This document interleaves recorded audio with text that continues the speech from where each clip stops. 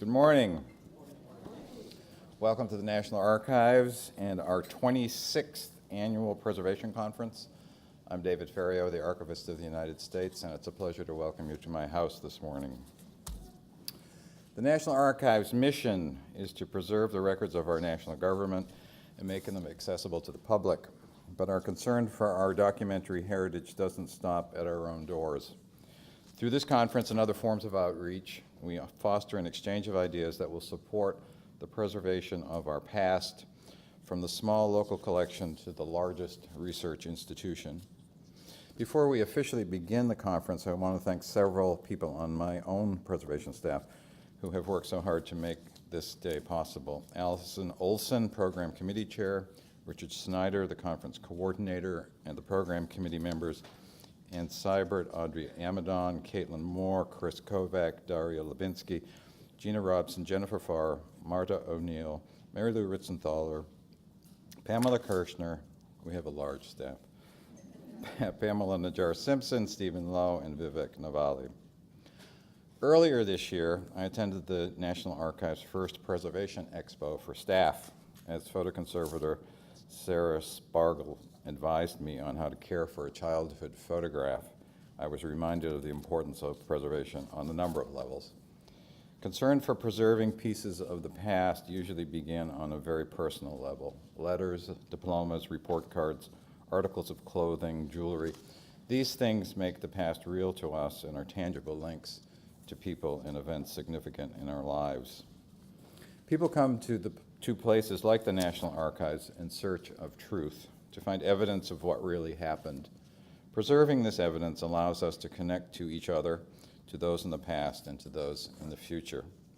Someone who has actively pursued the preservation of our documentary heritage is David Rubenstein, co-founder and managing director of the Carlyle Group and our keynote speaker.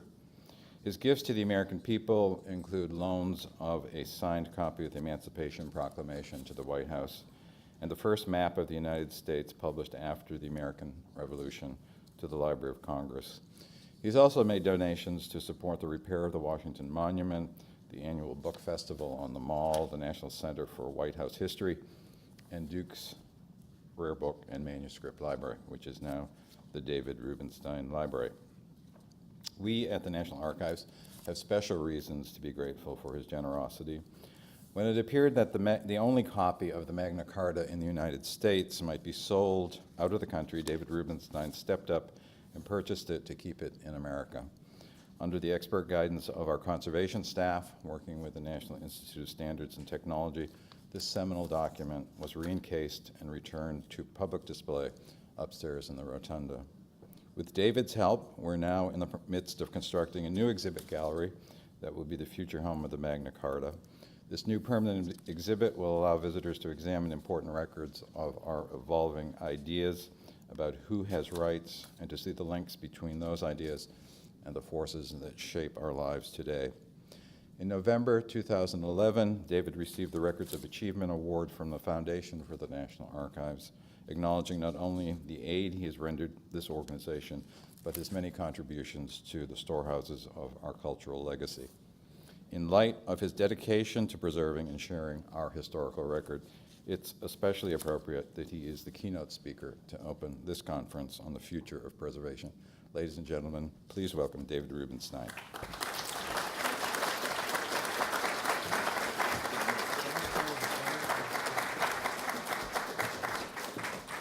Thank you very much, David. Excuse me. Thank you very much, David, for your kind introduction. And David and I have another connection because David was the chief librarian at Duke University before he became the chief librarian at the New York Public Library. And I'm a graduate of Duke, and we're very appreciative of what you've done there as well as what you're doing here. And I think all of you who are familiar with what David's done as the Archivist of the United States, I think are probably proud of the job he's done here. I think the Archives is in really good shape, and a large part of that is due to David. So thank you very much, David, for what you're doing. Let me give you a little bit of my own background about how I came to be interested in this subject. I can't honestly say that when I was 6 or 7 years old, I said I really want to preserve documents and I want to save the Magna Carta. It just wasn't something that I really focused on. I'm from Baltimore. I grew up in a blue-collar family. Neither of my parents graduated from college or high school. My father never made more than about $8,000 a year working in the post office. And I knew that to get anywhere in life, I probably would have to do it on my own. One of the advantages I had in Baltimore, though, is I lived near a public library. And in Baltimore, the public libraries for people my age, 6 or 7 at the time, would give you a library card when you were 6, and you could take out 12 books every week. And so I would dutifully go and take my 12 books out and then read them in a day or so, but I have to wait a whole week to go back and get another 12 books. But I really loved the library and came to really appreciate reading, and I really thought the way to really make myself a better person and be more productive was to read books, and I really had a passion for books and really history throughout my time as a young boy and as a young man. When I got later in life, I realized that what I really wanted to do was to do something in public service. When John Kennedy said, "Ask not what your country can do for you, but what you can do for your country," I was inspired by that, and so I ultimately wanted to go into public service, and ultimately went to work for a man named Ted Sorensen, who was a lawyer in New York, and he was the man who wrote that famous inaugural address. And I thought, like I'd like to go work in the White House and do my public service that way. Ultimately, he helped me get a job for a man running for President of the United States named Jimmy Carter. I joined Carter's campaign when he was 33 points ahead, and Carter won by 1 point. So Carter always wondered what was my contribution. But White House staffs are not filled on merit. They're filled on who knew the president or who worked in the campaign. So 3 years out of law school and 27 years old, I became the Deputy Domestic Policy Advisor to the President of the United States, a job I wasn't qualified for. He wasn't qualified, you could say, either. He'd only been governor of Georgia for 4 years, so I felt everybody wasn't qualified in the administration, so I felt in place. Unfortunately, one of my jobs was to fight inflation. I got it to 19%, very difficult to do. And I got mortgage rates of 22%. Some of you may remember living through that. So we didn't get reelected. President Carter's view is we didn't get reelected because there was a rumor that I was going to be the senior domestic advisor in the second term. So that didn't happen. I had to go out and find a job again, and as Harry Truman famously said, if you want a friend in Washington, buy a dog, because all the people who had been my friends didn't want to hire me because I was out of power and not of any use to anybody. People didn't really want to know how the Carter White House worked when Reagan was president. So I went back and practiced law, and I talked to my clients about maybe doing something different, and none of them actually discouraged me. They all said, if you're going to quit the practice of law, no problem. So I got the hint that I wasn't a great lawyer. And then I got lucky. In 1987, 25 years ago, I started a firm a couple blocks from here called the Carlyle Group, and it took off, and it became the largest private equity firm in the world. And as a result of that, I realized a few years ago that I really had more resources than I really needed, and I didn't want to give away all my resources to my children. My theory is that you can burden your children with giving them too much money. Giving them unconditional love is probably a good thing, but money is not a great thing. Very few people have won Nobel Prizes after they've inherited $100 or $200 or $300 million. People that inherit great money don't usually do great things. There's always exceptions, but generally I didn't think I should burden my children with too much money, and I didn't want my executor to be the person giving away my money. So I decided I would try to do some things to repay the country that has been so good to me, that enabled me to come from a family of very modest means to somebody who has more resources than I probably deserve or need. And so I began to get involved in philanthropy, and among other things, I took an interest in documents, and it was more serendipity. It wasn't something where I sat down and said, okay, the most important thing I'm going to do now is use my money to preserve documents. But it was something I was interested in. But like many things in life, things happen through circumstances you couldn't predict or maybe plan in advance. And so I'll give you an example in the Magna Carta. The Magna Carta, there are 17 copies of the Magna Carta on the face of the earth. There were several versions of it, as some of you may know. There was the famous 1215 version, which everybody knows about, but that was actually abrogated in 3 weeks or so after it was, the seal was put on by King John. He abrogated it because he was going to be excommunicated by the Pope for having agreed to it. And so he was actually killed in a war fighting over it with the noblemen. And then his son issued another one in 1216, and then another one in 1217, another one in 1224, 1225. None of them actually became the law of England. Ultimately, another king of England, the grandson of King John, issued one in 1297, which actually did become the law of England. And every time a Magna Carta was issued, There were about 35 of them probably, because there were 35 shires or counties in England. Each one would get a Latin inscribed, in medieval Latin edition of it, so they'd all know what the Magna Carta was. But only 17 exist, and so 15 are in British institutions, one in the Australian Parliament, and one was in private hands, held by a family for 500 years. In the early 80s, they became land poor. They couldn't pay their taxes. They decided to sell the Magna Carta. It was going to be sold at Sotheby's.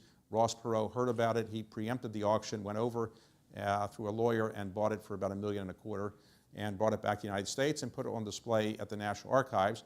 But after a number of years, he decided to put it up for sale. And to my surprise, he didn't say it had to be bought by somebody from the United States. And the reason I say my surprise is that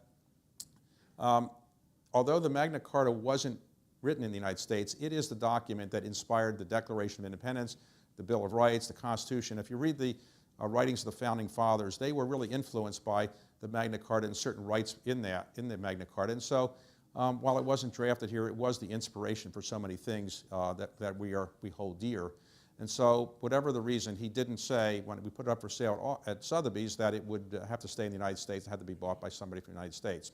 So anyway, I heard about this auction was going to occur, and I was invited to a preview of the document the night before it was going to be auctioned, and I happened to be in New York that night. I went there right before the auction was, the curator was finished explaining it, and she explained to me that it would probably be sold and probably be bought by somebody from overseas. She kind of knew who the people were who were looking at it, and so I just resolved in my mind that I wanted to make sure that it was kept in the United States, and I would try to buy it and keep it in the United States. And so I didn't want to tell my wife that I was going to buy it. It sounds presumptuous to say I'm going to go buy the Magna Carta tomorrow. And I didn't want to tell my children because they would say, well, how much less money will this mean for us? So I didn't tell anybody. I just contorted my schedule. I had to be back in Washington. I came back to Washington after that viewing that night. I changed my schedule to get back to New York the next day. And I got there just before the auction was going to start at 7 o'clock. I got there at 5:07. I told the curator I was going to try to get there, and she actually greeted me, and I said, I'd like to go down and bid and have a paddle where you hold up. And I'm not an art collector, so I didn't really know the process. And she said, no, go in a little private room so people can't see you. I didn't want to argue with her because I figured I missed the auction. So she put me in a little room, locked the door, picked up a telephone, and I just started getting the habit of bidding, and the process went forward. And if any of you have ever been in a bidding process, you get carried away. And soon I got the price I thought was a pretty fair price, and they said sold. So the head of Sotheby's came in and said, you just bought the Magna Carta. Who are you? We don't know you. You're not here. You're not a regular customer. I said, well, I'm a business person from Washington. And he said, well, okay, you do have the money for this, right? And I said, yes. Okay, you got the money for it. It can be yours. You can slip out the side door, and nobody will know who bought it because that's the way we operate. Or you can talk to the 100 reporters that are out there who want to know who bought the Magna Carta. So I said, I'll tell them. And I went out and talked to them and said that this was a document that was important to our country's history, and I thought it deserved to stay here, and I was going to put it on a permanent loan to the National Archives, and I would call the archivist that night to let him know. And I said it was a down payment on my obligation to my country, that I felt I owed an enormous amount to my country for what I have been able to achieve here, and I doubt that I could have achieved this in another country. And so, I just wanted to repay the country a bit. And I thought that by putting on display here, what I could do is not only ensure that it would stay in the country, but any discussions about it would help people remind themselves more about American history. It's my theory that very few people know as much about our country's history as they should.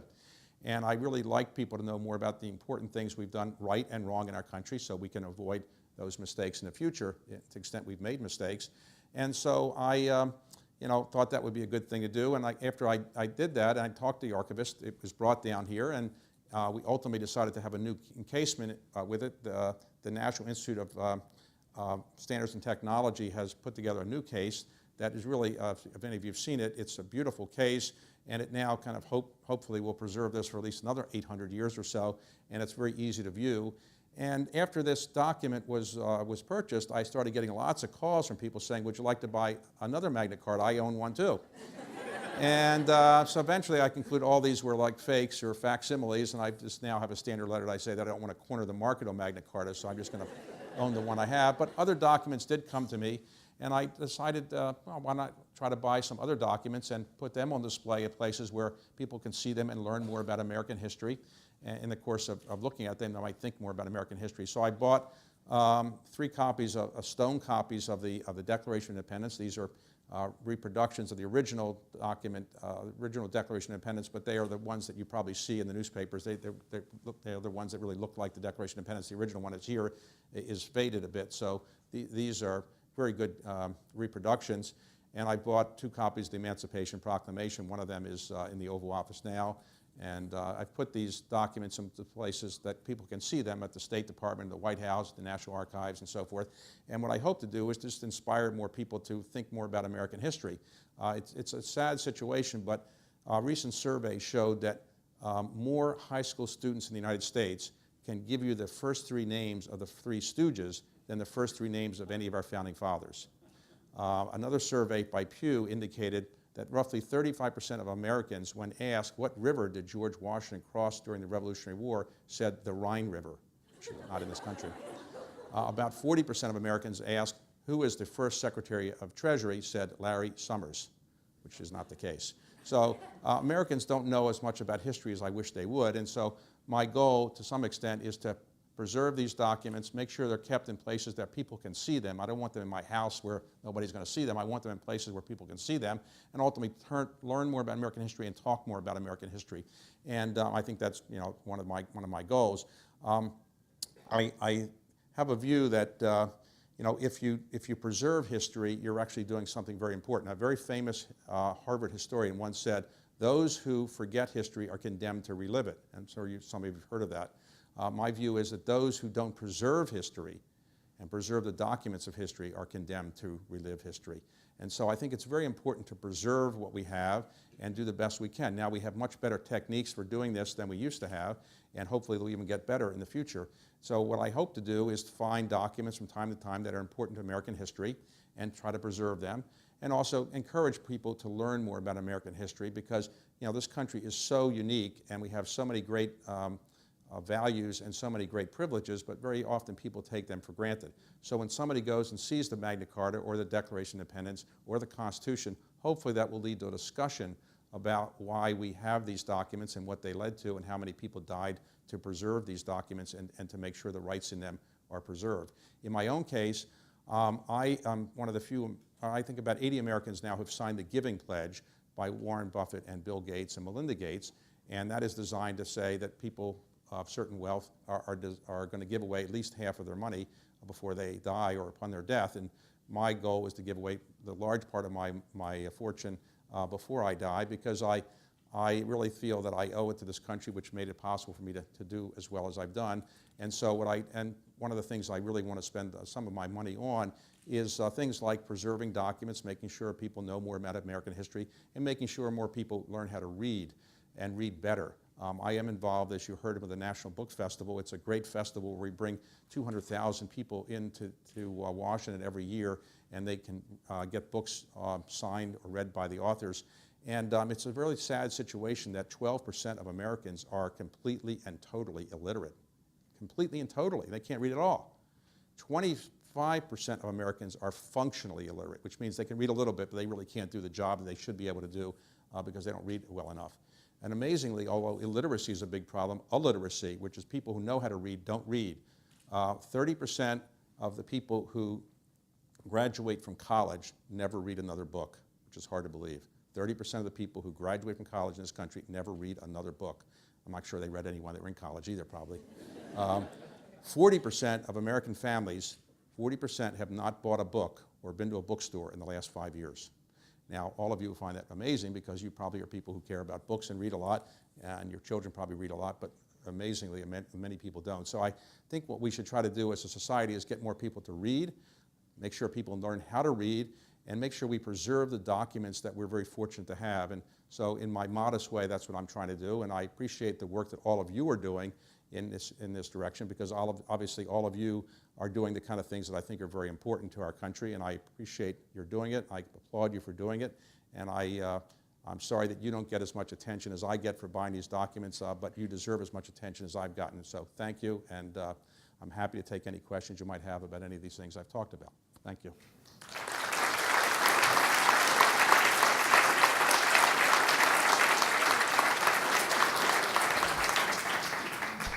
Thank you, David. What David didn't tell you, and what I forgot to tell you about his time at Duke, David, I hope, learned all these lessons as a student employee in the library at Duke.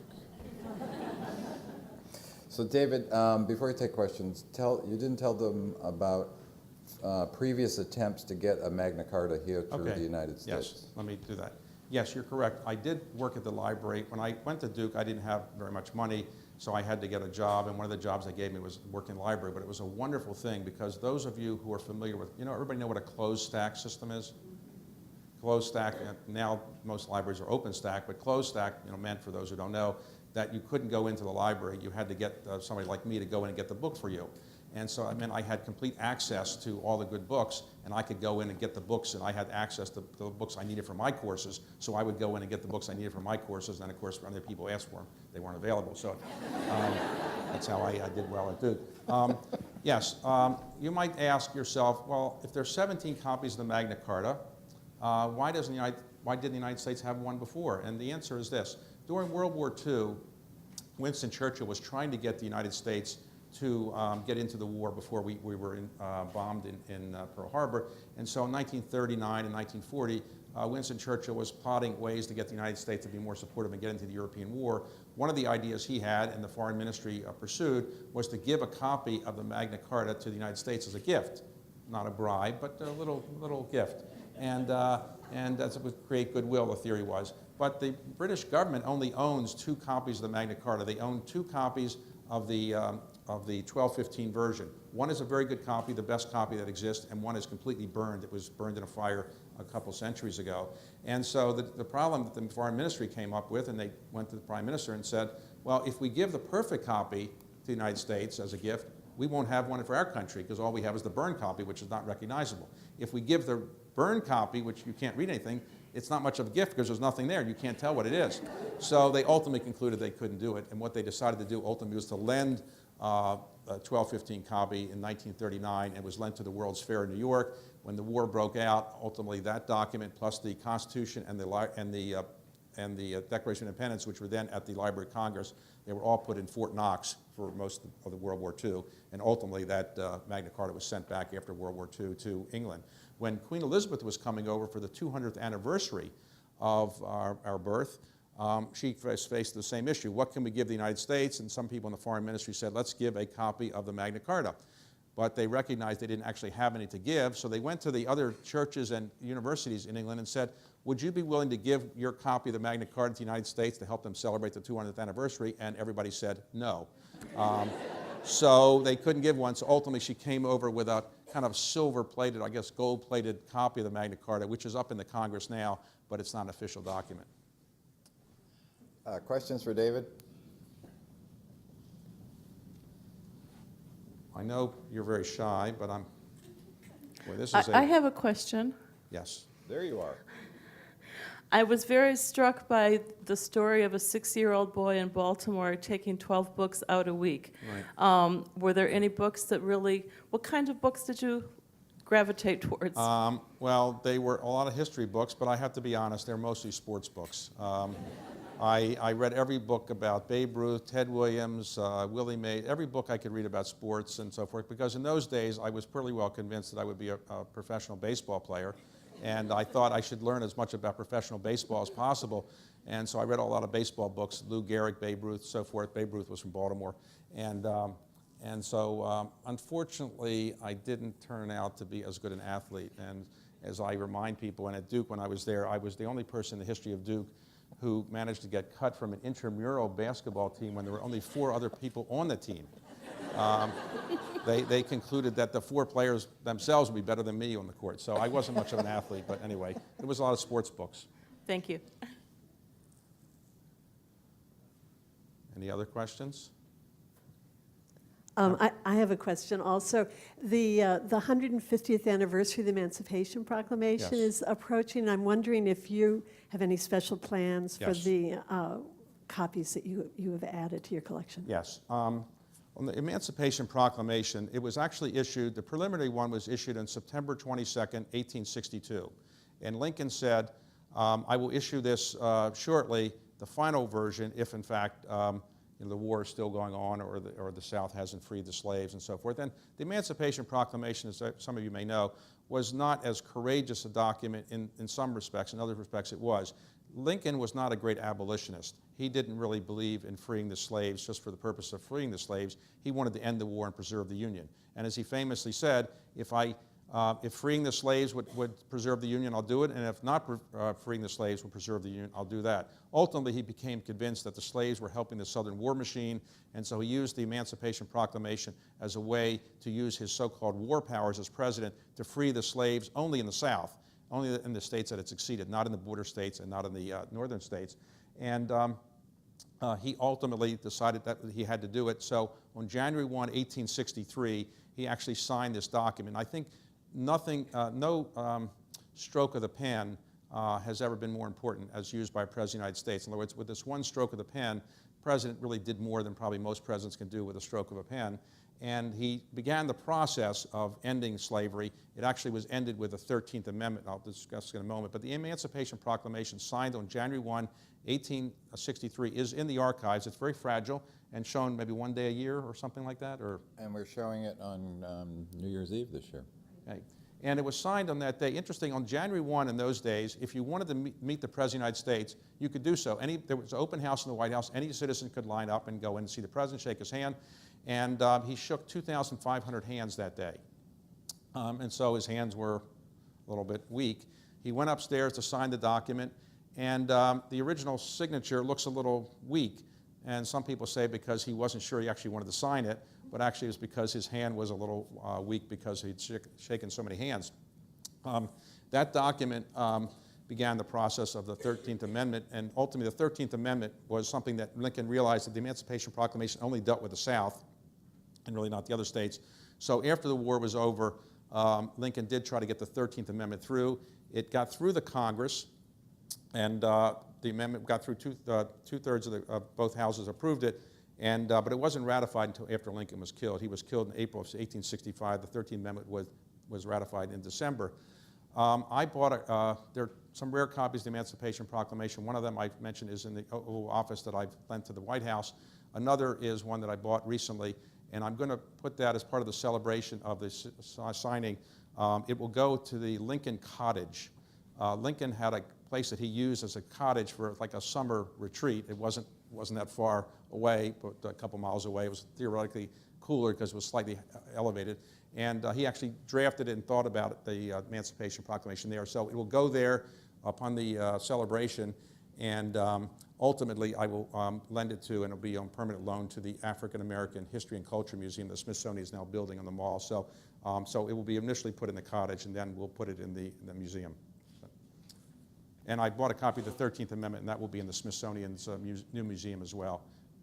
So do you have a dealer? How do you, people just call you up and, David, I have... people call me from time to time, and, I know people at Sotheby's or Christie's, and, in this area, I guess I've gotten to be reasonably well known. And some of you may see something about a document. I'll just finish with a document that I didn't buy, that I tried to buy not long ago. I tried to buy, and it's on TV right now.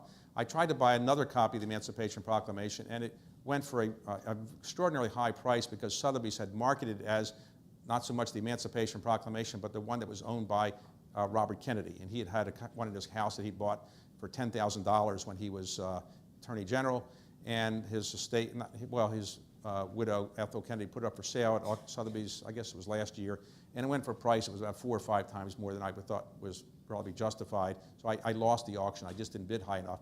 So being very upset, I said, geez, I came here, I didn't get anything. Well, the curator said, well, there's another document that's coming up for sale right now. Why don't you bid on that? I said, well, okay, what is it? It's The Rules of Basketball by James Naismith.